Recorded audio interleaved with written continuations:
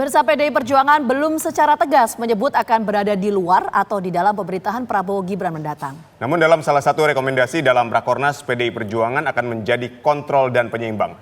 Lantas akankah PDI Perjuangan berada di luar pemerintahan? Untuk membahasnya sudah bersama kami pengamat politik, Mas Adi Prayitno. Selamat sore Mas Adi Prayitno. Anda melihatnya ini seperti apa Mas? Dari pernyataan Ibu Mega dan Mbak Puan ini kan menarik nih. Tidak secara gamblang, tapi seolah-olah menggantung gitu. Tapi berdiri di atas kaki sendiri. Anda melihatnya seperti apa?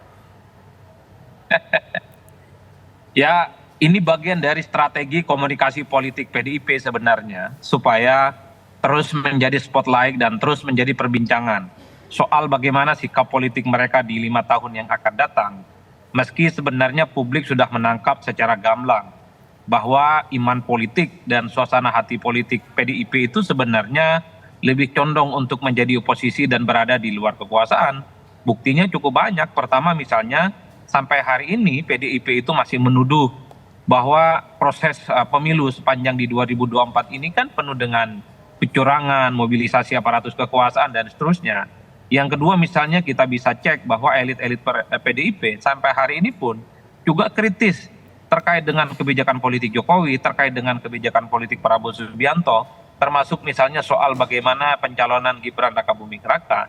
Dan yang ketiga tentu di dalam Rakernas ini selama 3 hari, kalau kita hitung satu persatu, sikap politik mereka itu kan adalah sikap politik yang sesungguhnya, di mana refleksi dari semua statement-statement elit yang disampaikan itu adalah refleksi kemarahan, refleksi kritis bahwa mereka sebenarnya secara langsung menyebut kepada publik siap menjadi oposisi dan berada di luar pemerintahan.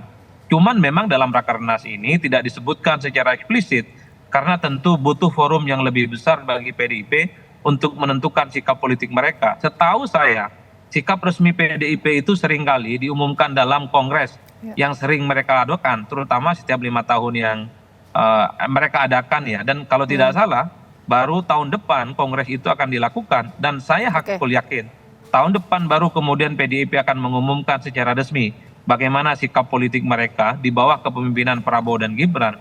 Jadi inilah yang saya sebut adalah bagaimana PDIP sebenarnya sedang ingin bermain dua kaki. Satu sisi sikapnya kritis, terus memberikan serangan-serangan tajam terkait dengan praktik politik hari ini, tapi pada saat yang bersamaan belum resmi memutuskan bagaimana sikap resmi mereka sebagai sebuah oposisi yang memang harus berada di luar kekuasaan. Saya kira dua hal itu. Ya, kalau tadi Mas Adi menyampaikan bahwa ini kecenderungannya adalah oposisi, tapi kalau kita melihat Mas Adi, pernyataan yang disampaikan oleh Bu Mega tidak ada koalisi dan oposisi ya di sistem pemerintahan kita. Ini artinya apakah sistem pemerintahan atau kerjasama politik yang akan dibangun ini seperti ketika zaman Pak Taufik Kimas, waktu itu menjadi ketua MPR, Pak SBY jadi presidennya, Pak Taufik Kimas kan waktu itu juga kader PDI Perjuangan. Apakah artinya sistem politik atau kerjasama politik yang ingin dibangun adalah ya di pemerintahan tidak, tapi di legislatifnya yang kerjasama? Atau seperti apa membacanya, Mas Adi? Ya sebenarnya memang di Indonesia itu tidak ada nomenklatur koalisi ataupun oposisi. Karena memang secara praktik politik kita itu adalah politik gotong royong, politik kerjasama dan politik kebersamaan. Jadi apa yang disampaikan oleh Megawati itu sebenarnya adalah statement yang selalu diulang oleh elit-elit di negara ini, bahwa oposisi tidak lazim dalam sistem pemerintahan kita. Yang lazim itu adalah check and balances sebenarnya secara umum.